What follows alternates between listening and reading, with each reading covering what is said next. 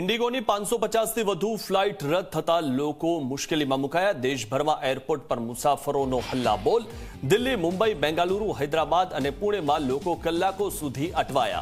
ખાધા પીધા વિના લોકો ફ્લાઇટની રાહ જોવા માટે મજબૂર બની ગયા। મુંબઈમાં 118, બેંગાલુરુમાં 73 અને કોલકાતામાં 16 ફ્લાઇટ રદ થઈ છે। ફ્લાઇટ રદ થવાની ઘટનામાં 62% કારણ સ્ટાફની અછત હોવાનું સામે આવી રહ્યું છે। તો છેલ્લા ઘણા દિવસોથી આ પ્રકારની મુશ્કેલી સતત વધી રહી છે અને તે દિન પ્રતિદિન સતત વધતી જઈ રહી છે। ઇન્ડિગોની જે ફ્લાઇટ છે તે સતત કેન્સલ કરવી પડી રહી છે।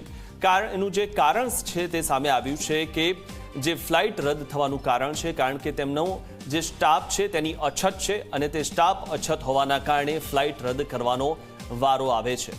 તો ફ્લાઇટ રદ થવાની ઘટનામાં 62% જે કારણ છે તે સ્ટાફની અછત હોવાની માહિતી મળી રહી છે અને મહત્વની વાત એ છે કે તેના કારણે લોકો રઝળી પડી રહ્યા છે।